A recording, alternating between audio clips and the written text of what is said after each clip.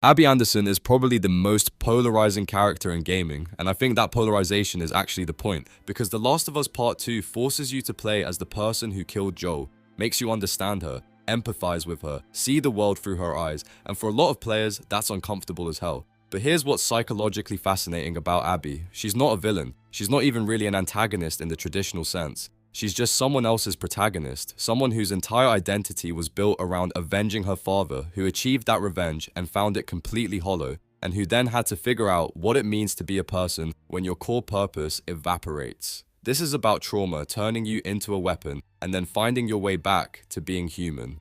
The murder, the moment everything breaks. So let's start with the trauma that defines Abby, her father, the surgeon who was about to operate on Ellie to create a vaccine. The man working to save humanity, killed by an outlaw protecting one girl. From Abby's perspective, Joel is a murderer who destroyed humanity's last hope. Her father was a hero trying to cure the infection, and Joel killed him, killed Marlene, killed everyone in that hospital to save one immune girl. In trauma psychology, this is what we'd call type 1 trauma. A single catastrophic event, her father's murder, witnessing it, being helpless to stop it. And that trauma becomes the organizing principle of Abby's entire identity from that moment forward. Not just something that happened to her, but the thing that defines who she is and what her life means. Psychologist James Marcia talks about identity statuses, and one of them is identity foreclosure. That's when your identity gets locked in prematurely without real exploration. Usually because some major event or pressure forces you into a role before you're ready. And Abby's identity forecloses completely around revenge. She doesn't explore who she might want to be. She doesn't develop interests or goals beyond this one mission. From teenager to adult, her entire sense of self is, I am the person who will make Joel pay for what he did. That's not healthy identity development. That's trauma organizing your entire psychology around a single purpose. But in the moment, it probably feels necessary because the alternative is just sitting with the grief and helplessness, and that's psychologically unbearable. So revenge becomes the answer. I can't change what happened, but I can make it mean something. I can deliver justice, and once I do that, maybe I'll feel okay again. Spoiler, it doesn't work that way. The WLF. Finding home in military structure. After her father's death, Abby joins the Washington Liberation Front. The WLF is a militarized faction, hierarchical, organized with clear missions and enemy factions. Everyone has a role. Everyone serves the group. And psychologically, this is perfect for Abby. Because militarized structures provide exactly what trauma survivors crave. Order, purpose, clear moral binaries. The WLF tells her who the good guys are and who the bad guys are. Tells her what needs to be done. Gives her skills, training, structure. Most importantly, it channels her rage into something socially sanctioned. Instead of just being a traumatized teenager consumed by revenge, she's a soldier. That's respectable. That's functional. That's an identity society recognizes. Social identity theory, developed by Henri Tajfel and John Turner, explains how people derive identity from group membership. And Abby's attachment to the WLF is intense. It's not just I belong to this group, it's identity fusion, where personal and group identity become inseparable. I am WLF. WLF is me. What's good for the group is good for me. What harms the group harms me personally. This is psychologically stabilizing after the chaos of her father's murder. She knows who she is now. She knows what she's fighting for. She has comrades, purpose, structure. But identity fusion comes with costs. When your identity is fused with a group, you adopt their moral framework completely. You dehumanize their enemies. You justify violence in the name of a group survival. And the WLF is at war with the Seraphites, the Scars. They're the enemy, inhuman, dangerous. Killing them isn't murder. It's security operations, necessary violence. Abby doesn't question this. She can't, because questioning the group means questioning her own identity, and she's built everything on that foundation. Moral disengagement. How good people do bad things. Let's talk about what happens psychologically when Abby and her friends torture and kill Joel. Because Abby's not a sadist, she's not evil. She's someone who's convinced herself that what she's doing is justice. And that requires specific psychological mechanisms. Psychologist Albert Bandura studied how good people commit atrocities, and he identified several moral disengagement strategies. Abby uses all of them. First, moral justification. This isn't murder, this is justice. Joel killed my father and destroyed humanity's chance at a cure. He deserves this. This is right. She's reframed extreme violence as morally necessary, and once you've done that reframing, the violence doesn't create guilt, it creates satisfaction. Second, euphemistic labeling. In militarized settings, violence gets sanitized through language. Operations, neutralizing targets, security actions. The WLF doesn't kill people, they complete missions. This linguistic distancing makes violence easier to commit. You're not thinking about the human you're hurting because the language shields you from that reality. Third, dehumanization. Joel isn't a person to Abby, he's the surgeon killer, a narrative object, the villain in her story, not a complex human with his own trauma and motivations, just a thing that needs to be destroyed. When you dehumanize someone completely, killing them doesn't register the same way. You're not killing a person, you're eliminating a problem. And finally, displacement of responsibility. Abby's operating within a group, her friends are there, they're all complicit. This is a collective action, not just her. When responsibility is diffused across a group, individual guilt diminishes. We all agreed this needed to happen. I'm not alone in this.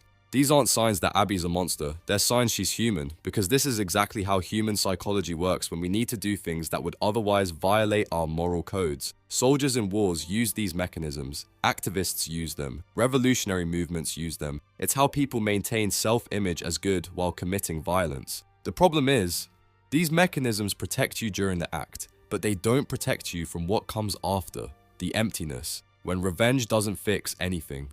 So Abby achieves her goal. She tortures Joel, kills him, makes Ellie and Tommy watch, gets the revenge she's been organizing her entire identity around for 4 years, and it doesn't feel like she thought it would.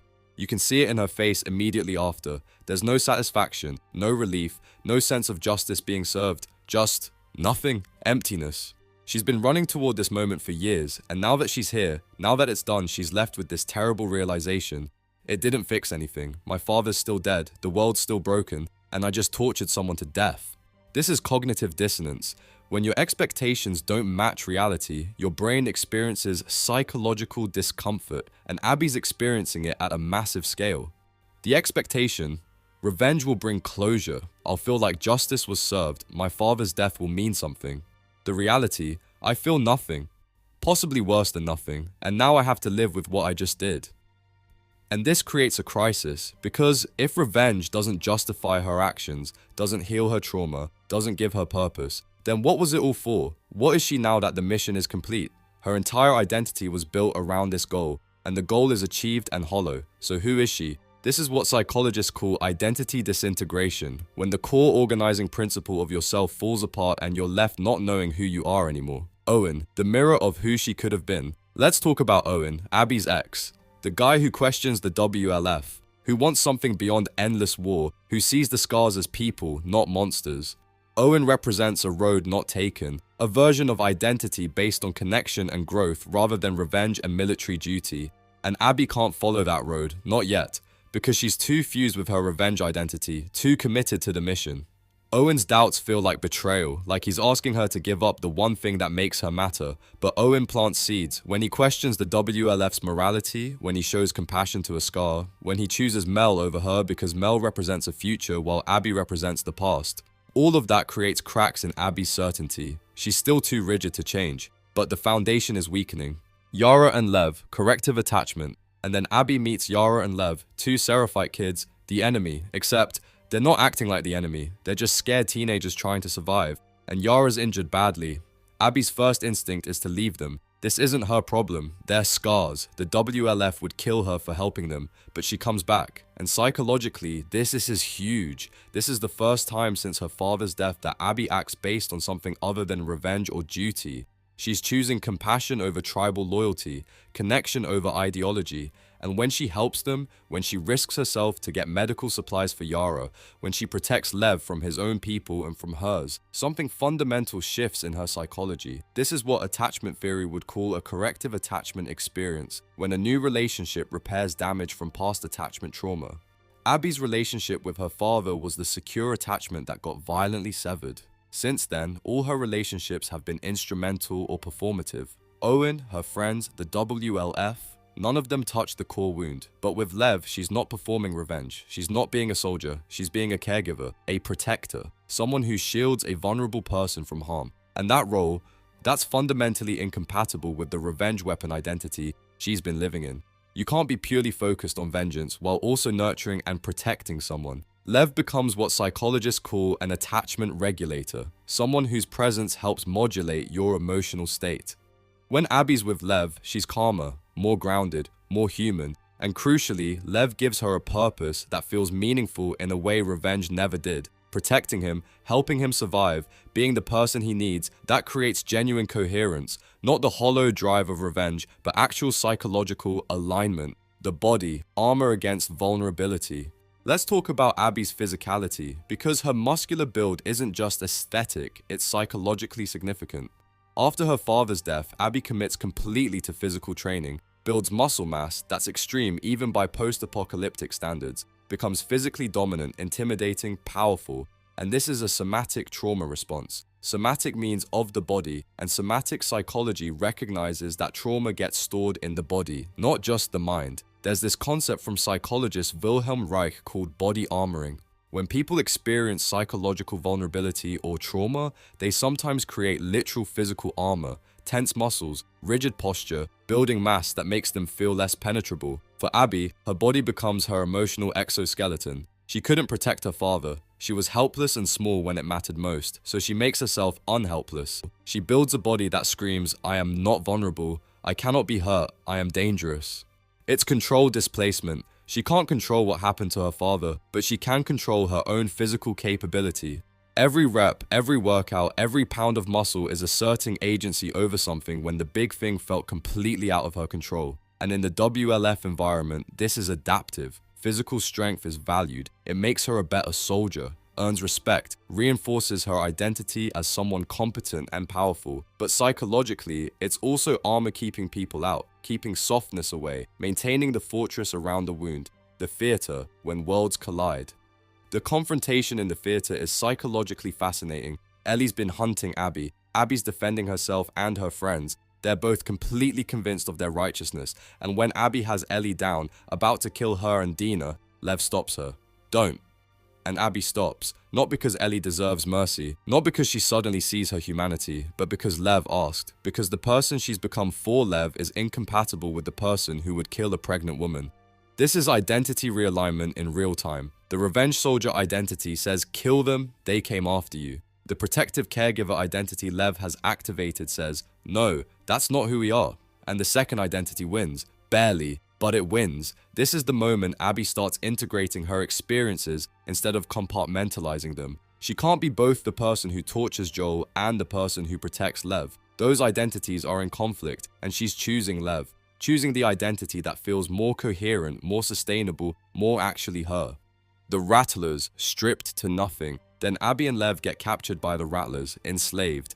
Abby's beaten, starved, strung up on a post to die, and when Ellie finds her, Abby's not the muscular soldier anymore. She's emaciated, broken down, the physical armor is gone, the military identity is gone. All that's left is someone trying desperately to protect the one person who matters to her. This is ego death in the most literal sense. Everything Abby built herself around has been stripped away. The WLF identity, the physical power, the revenge mission, all of it gone. What remains is just her core self, someone who loves Lev, who wants him to survive. That's it. That's the irreducible essence when everything else is taken away. And psychologically, this is actually necessary for her transformation, because you can't integrate new identity while clinging to old ones. Sometimes the old structure has to completely collapse before you can build something different. The beach, Ellie's mirror. When Ellie forces Abby to fight on that beach, both of them are at the end point of their revenge arcs. Both have lost almost everything pursuing vengeance. Both are hollow from it, and what's psychologically interesting is how parallel they are. Abby at the start of the game is what Ellie becomes by the end, consumed by revenge, willing to sacrifice everything for it, unable to see past it. And Abby at the end is what Ellie might become if she lets go. Someone who's found a purpose beyond revenge, who's chosen connection over vengeance, who's still carrying trauma but not letting it define every choice. When Ellie releases Abby, she's not just sparing her enemy, she's rejecting the path Abby took, refusing to become what Abby was. And Abby taking Lev and leaving represents the possibility of moving forward. Not healed, not okay, but functional. Purpose found in protecting someone rather than avenging someone. Moral reconciliation. building a different self. So what's happened psychologically to Abby over the course of the game? She started with a rigidly organized identity around revenge, clear moral certainty. Joel was evil, killing him was justice, the WLF were good, the Scars were enemies. And through her relationship with Yara and Lev, through the cognitive dissonance of revenge not bringing closure, through losing everything with the Rattlers, all that certainty collapsed. She's had to rebuild her self-concept from scratch, and the new version looks very different. Old Abby: I am the person who delivers justice for my father. New Abby: I am the person who protects others from being destroyed the way I was. The first identity was unsustainable. It was built around a one-time event. Once Joel was dead, it had no purpose. The second identity is ongoing. As long as there are vulnerable people to protect, as long as Lev needs her, she has purpose. And crucially, that purpose creates meaning instead of just channeling pain. This is what psychologists call post-traumatic growth. Not just surviving trauma, but using the experience to develop in new ways. Deeper empathy, new priorities, different understanding of what matters. Abby's not healed from her father's death. That wound is permanent, but she's integrated it differently. Instead of letting it make her a weapon, she's letting it make her a shield for others. Cross-group empathy, breaking down barriers. Let's look at the sociological dimension of Abby's arc, because her relationship with Lev represents something significant about how prejudice and tribal hatred can be overcome. Contact theory in sociology says that under the right conditions, positive exposure to outgroup members reduces prejudice, and Abby experiences the extreme version of this. The Seraphites were completely dehumanized to her, not people, just scars, enemy combatants, part of the WLF's in-group or out-group dynamic where scars were automatically evil and WLF automatically good. But then she actually interacts with Yara and Lev as individuals, sees their humanity, their fear, their kindness toward each other, their vulnerability, and that direct contact breaks down the dehumanization. She can't maintain all scars are monsters when she's bonding with specific scars who are clearly not monsters. This is perspective taking leading to empathic restructuring. Her ability to see from their point of view literally restructures her moral categories. Enemy becomes person, outgroup becomes friends. And she doesn't just adjust her beliefs, she reconstructs her entire social identity around protecting someone from the group she once wanted to eliminate. That's profound psychological and social transformation. It shows that even deeply ingrained tribal hatred can be overcome through genuine connection and shared humanity. That's not naive optimism, that's grounded in actual research about how prejudice works and how it can be disrupted. The cost of change. But Abby's transformation comes at tremendous cost. She loses her friends, her faction, her physical strength temporarily, her sense of certainty about the world. Owen and Mel die because of Ellie's revenge quest, which was triggered by Abby's revenge. Manny dies. The WLF disowns her for helping Scars. She's left with nothing except Lev. This is what real change looks like psychologically. It's not neat or clean. It's not just becoming better. It's losing the structures that made your old self function and having to build completely new ones while grieving what's gone. Abby grieves the person she was, the certainty she had, the friends who aren't there anymore, the father whose death she spent years trying to make meaningful through revenge that ultimately meant nothing. But she also gained something, a relationship that's not based on shared trauma or military necessity, purpose that's forward-looking rather than past-focused, an identity that can grow instead of one that was frozen around a wound. Abby Anderson is controversial because she challenges us. She's the antagonist who becomes human, the villain who transforms into something else entirely, the person who did an unforgivable thing and then had to figure out how to live with that. Her psychology is a case study in how trauma can organize identity, how revenge feels necessary but never satisfies, how militarized structures provide order while enabling moral disengagement, how a single relationship can activate capacities you thought were dead, and how identity can be reconstructed even after complete collapse. She's not redeemed.